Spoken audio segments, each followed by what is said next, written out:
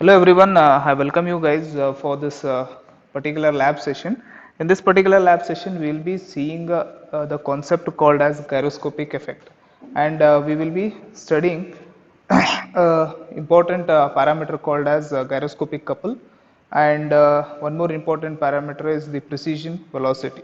Okay, so this is a gyroscopic equipment.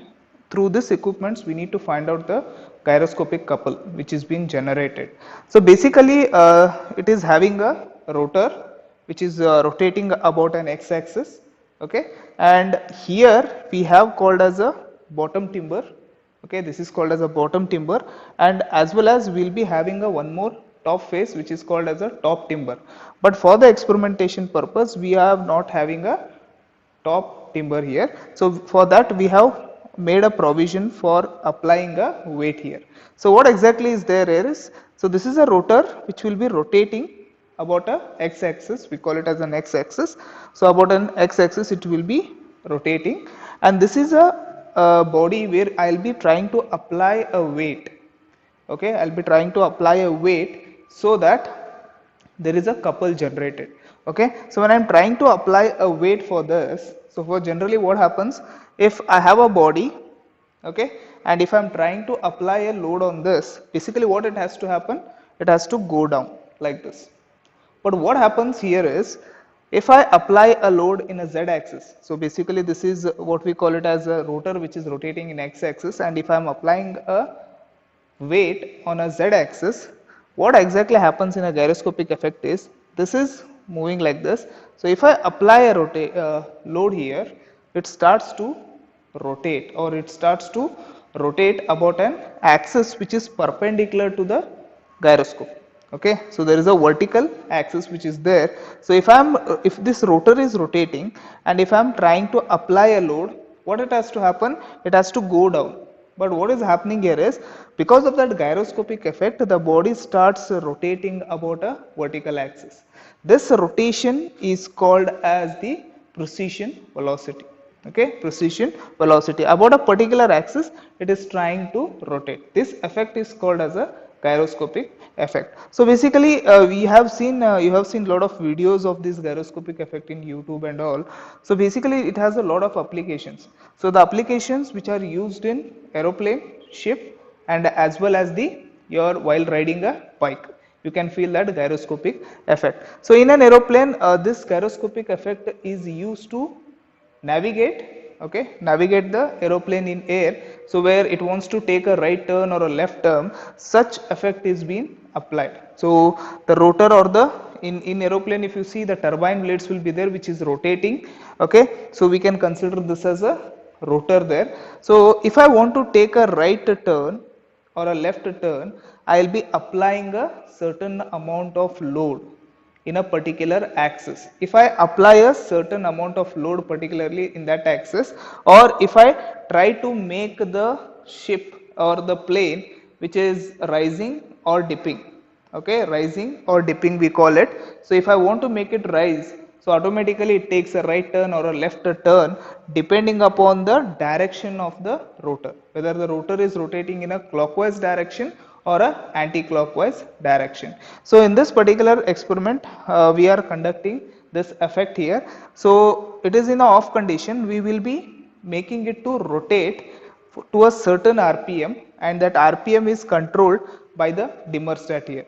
Okay, so we will be controlling it for a particular rpm. So after that what we are doing is, we are trying to apply a load on this particular point. When I try to apply a load on this particular point, during its rotation, it automatically rotates about the vertical axis. About the vertical axis. This effect is called as the gyroscopic effect. Okay, so this is a simple experiment here.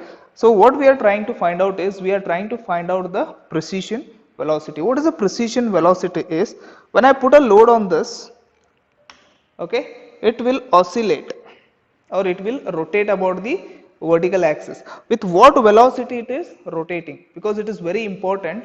For example, if you go for a while turning a ship or a plane, you want, sometimes you want a swift turn, or sometimes you want a delay turn or a long turn. For that cases, how much amount of load, when I apply a certain amount of load, how much is the precision velocity, we need to know that. So for that case, we will be applying a load of first 0.5 kg, then we will be applying 1 kg and we will be applying 1.5 kg. Because of that, you will be seeing a change in the precision velocity. Okay, and we need to conclude by increasing the load whether the precision velocity increases or decreases. Okay, so we will be seeing the tabular column now. So where what are the values we need to consider. Okay, now we will be going through the observations for this particular experiment. So first we will try to understand this gyroscopic diagram, where one axis which is called as an x-axis, we call it as the axis of the spin. I have shown you the rotor which will be rotating. So the rotor will be rotating about a particular axis, we will assume that to be an x-axis. So on the other axis, okay, with respect to the other axis, I will be applying a couple, which means that I will be putting a load on that a particular distance with respect to that rotor, so with which will be giving you a certain amount of couple. So when the rotor is rotating at a certain RPM, and when you give a couple, okay, instead of going to the bottom side, it will try to rotate about this particular axis. This is the axis of precision. Okay, so that is the concept we are trying to understand here is. So the observations which are there here is the length of the couple arm, which I will be showing you. You just note down what do you, I will be telling you what do you mean by length of a couple arm. Then the moment of inertia of a disc. Okay, so that will be given, that will be a mass moment of inertia for this particular disc.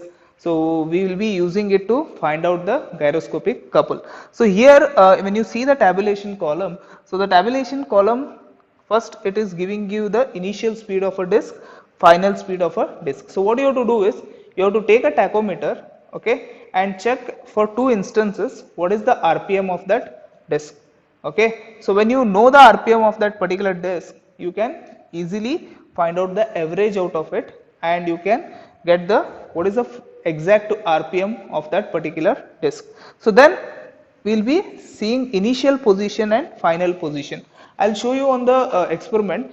So there is a small radial graduations which is there at the bottom of that gyroscope, which will show you when I apply a load on that particular disc, okay, or give a gyroscopic couple, the precision velocity starts, or the angular movement about the vertical axis starts. Okay, so I need to measure that angular velocity or the angular position, that is the initial position and the final position, for a fixed degree, that is you might take 60 degree, it might take 70 degree, or it might take 50 degree. So for that fixed instant you need to know what is the initial position and final position. You might take initial position as a 20 degree and final position as a 50 degree. So for 30 degree movement, okay, so the angle of precision becomes 30 degree. So for the 30 degree movement, and if I place a 0.5 kg weight, how much is the time taken? So with what time duration it will reach from 20 degree to 50 degree, for example, if I am talking. So the same experiment will be performing on that. So where we will be taking three instances. When I will be putting 0.5 kg, what will be the time period? When I put 1 kg, what will be the time period? When I put 1.5 kg, what will be the time period? Okay, so here what we are doing is we are trying to maintain the speed of the rotor constant. Okay, speed of the rotor constant. So you need to find out two parameters here. One is called as a gyroscopic couple.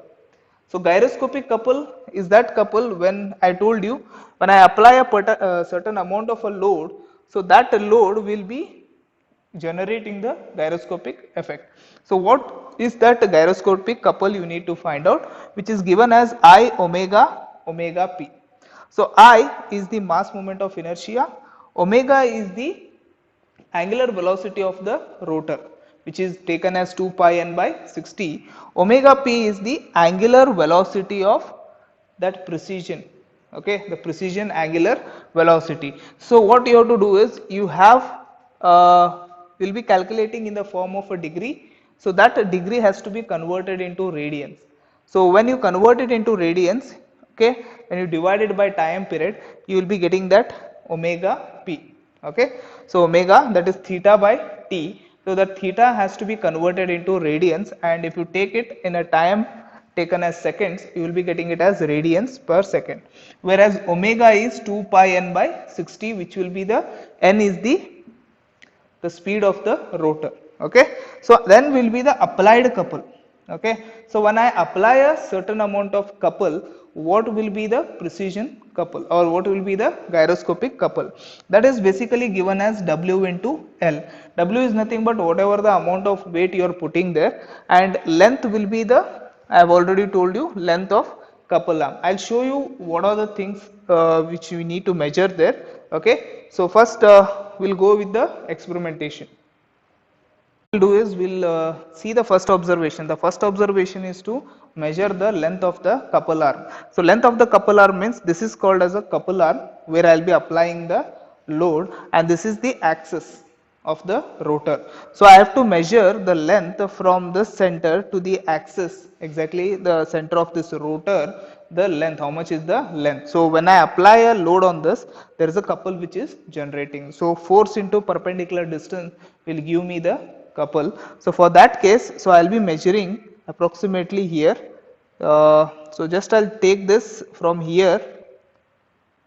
So if I measure from here, it is 19.5 centimeter. Okay, so from this end to this, I'll be taking it as a 19.5 centimeter. If you see there at the top, they have given the rotor thickness. So the rotor thickness will be 11 mm here. So from here to here, it is 19.5. I'll add 5.5 mm to this 19.5, so it will come up approximately 20 centimeter. So the length of the couple arm will be 20 centimeter. So you need to note it down for that particular case. So now what we'll do is we'll on the machine, okay, and we'll allow it to stabilize, okay, for 2 to 3 minutes. After that, we'll see the value of the speed, and then we'll apply this load on this, and also we'll see this graduation. We'll show that graduation. So there is a radial or circular graduation is there. So for example, I'll be taking for 60 degree. Okay, so for 60 degree, what will be the time taken to travel when I apply a 0.5 load? How much time is taken to travel 60 degree? I'll be noting it down. Hope it is clear. Okay, so we'll now on the machine and we'll wait for 2 to. Now we have on the machine, okay, and the rotor is being rotating at a high speed. Okay, you can just see the rotor. The rotor is rotating at a high speed here. Okay, so when it is rotating, you can just see the motion how it is happening. So just observe here. So this is a rotor which is rotating at a certain RPM. So we need to measure this particular RPM here. So how to measure the RPM is we have a digital tachometer here, okay, which will emit the light and it will receive some light which is at the side of that particular shaft. So what I'll do is I'll just put this at this particular point. So you need to take two readings for this. So initial reading. So now initial reading, speed reading I got as 2960, 2960 as the initial speed. Now once again I'll take to get the average out of it. Okay, you can just see like this also how I'm doing it. So if you see here, I'm just transmitting the light here. So if I just transmit the light, so I got 2966. The final speed is 2966. What you have to do is, here there is a glossy material which is there. You have to just take the tachometer and place it here, and it will automatically give the reading. Okay, so like this you have to measure the initial speed and the final speed of the rotor. Now what we are doing is, I'll show you how it works. Okay, I'll show you how it works now.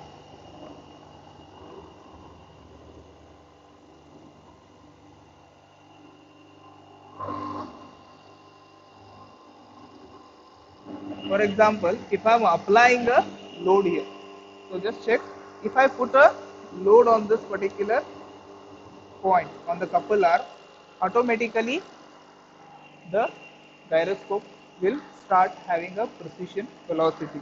So whatever the rotation is happening with respect to the vertical axis, that rotation is called as the precision velocity. So we need to measure that precision velocity now. So we will be doing it for two different cases or three different cases. One is 0.5 kg, 1 kg and 1.5 kg. So at the bottom, you can just observe here, at the bottom there is a circular reading. Okay, the circular measuring scale is there. At this particular point, we will be having 360-degree readings. From 0 to 360-degree reading is there. So what we are doing is, we are taking a duration for 60 degree. So what is the time taken to travel for a 60-degree angle, we will be measuring. Okay, so and the time is will be recorded for all the three weights, 0.5, 1 and 1.5. Inserting the weight of 0.5 kg on this couple arm, and we will be calculating the time taken, or will be recording the time taken for 30 degree. So we'll be taking the minimum angle because of the less weight. We'll be taking the minimum angle of 30 degree for a 30-degree motion, or for a 30-degree angular displacement. What is the time taken, we'll be calculating. I'll be inserting this weight here. So I'll take 340 degree as a base, and from that 340 degree we'll be checking how much it is the time taken. Start 342 has to go to 310 degree.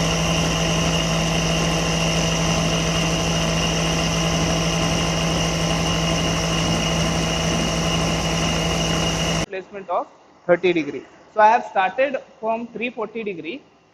So the final reading is 310 degree. So angle of precision will be 30. Okay, the angle of precision will be 30, and okay. So I'll explain you what all the readings we have taken. See here, we have taken the initial speed of the disc, that is the 2960 as the initial speed, and the final speed as 2966 rpm. Then what is the initial position and the final position? When I place the load of 0.5 kg, I have taken 340 degree as a baseline and 310 degree as the final angle. So the total angle of precision will be 30, and the weight placed is 0.5 kg. So 14.45 seconds is the reading. So now we will go back to the next reading, where I will be placing 1 kg of the load, and the speed will remain same. Okay, the speed will remain same. We are keeping the speed of the rotor constant, and we will be keeping these angles also constant from 340 to 310 degree, but the only variable is 1 kg and the time taken. Okay, so we'll just see that. So now we'll go with the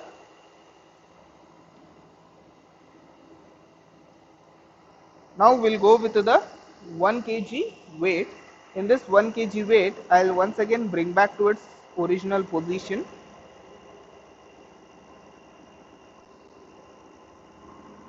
Okay, so now I'll place a 1 kg load.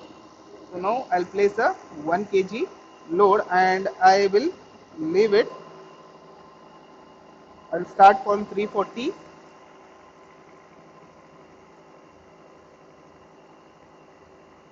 I'll stop at 310. So the time taken is 7.4. I'll start from 340.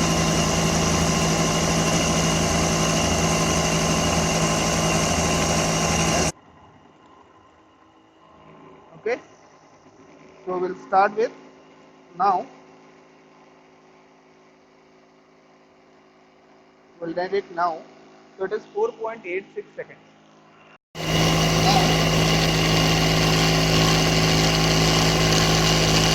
Done for all the three weights now. So we got the value.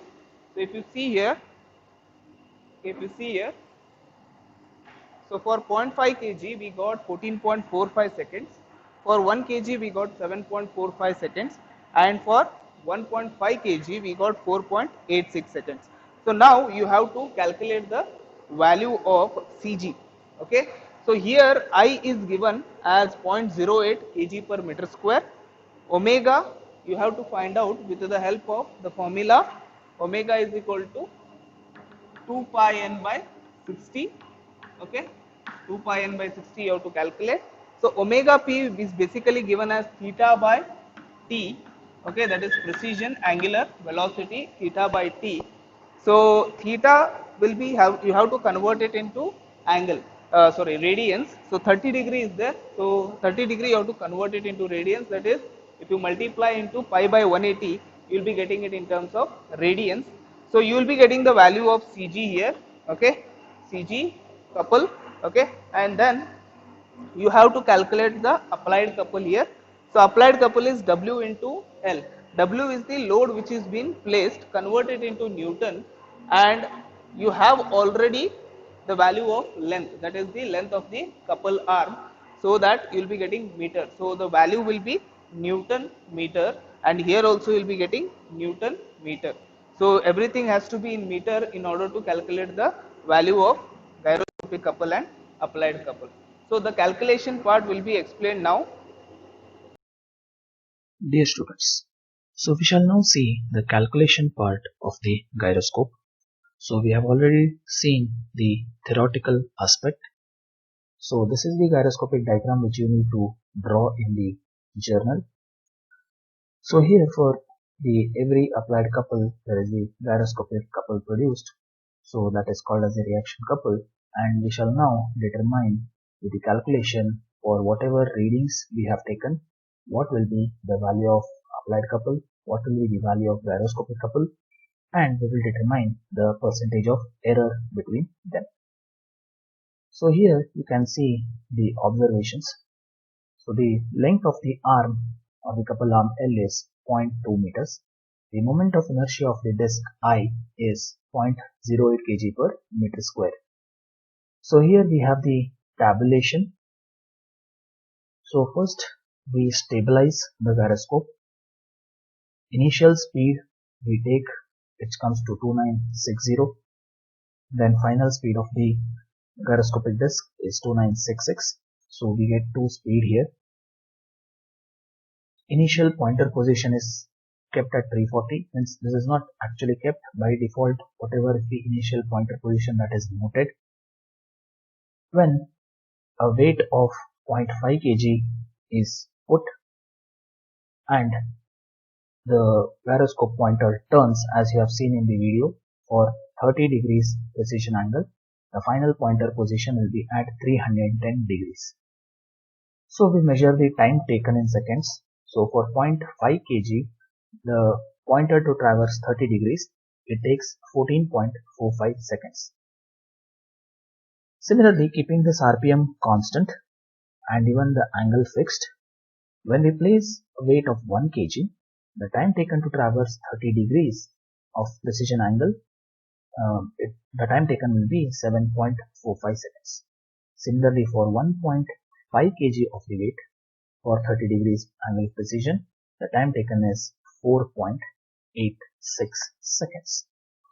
Now with this data, we shall do the calculation now. So first we'll determine the average speed n.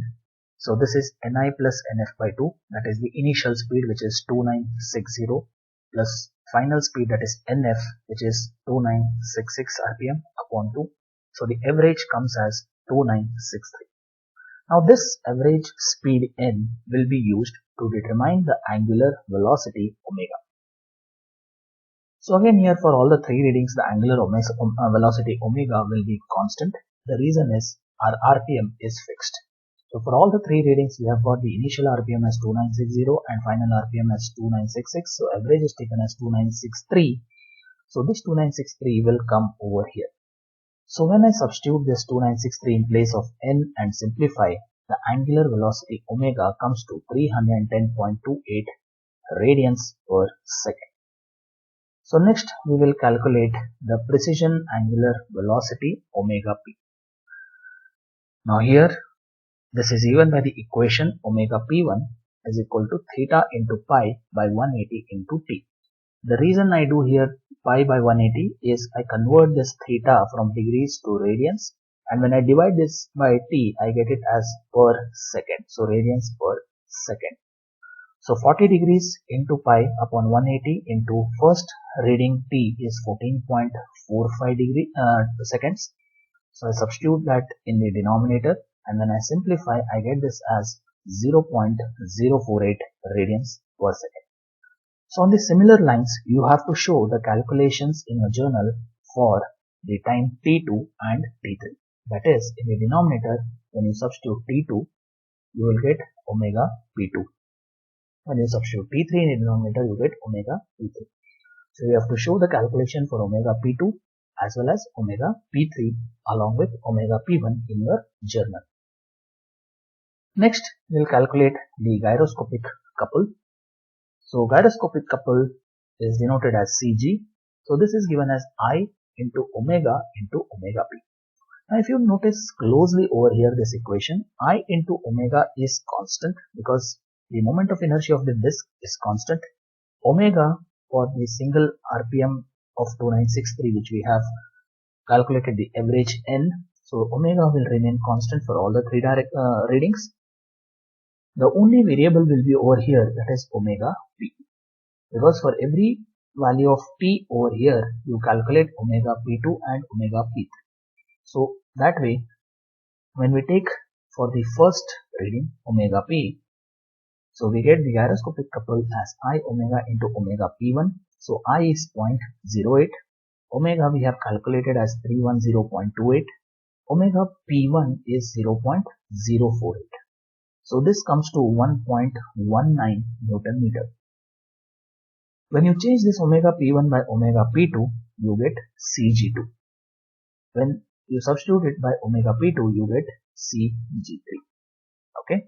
So this way, what you need to do is, you need to calculate the Cg2 and Cg3 considering omega p2 and omega p3. So you have to show the calculations of Cg2 as well as Cg3 in your journal along with this Cg1. So I have done the calculation only for the first set of reading, and you have to do for the remaining two sets of reading. Now we'll see how to calculate the applied couple. So the applied couple is given by the equation W into L. So W is nothing but the weight which you have put while performing the experiment. So first we consider W1, which is 0.5 kg which you have put. So we'll convert this kg to Newton because we want this in Newton meter, because couples units are Newton meter. So we convert this weight kg into Newton. So that is done by multiplying this 0.5 with 9.81. So when this is multiplied, this comes to 4.91 newtons. So the first applied couple denoted as CA1 is W1 into L. So W1 is 0.5 into 9.81, which comes as 4.91 Newton.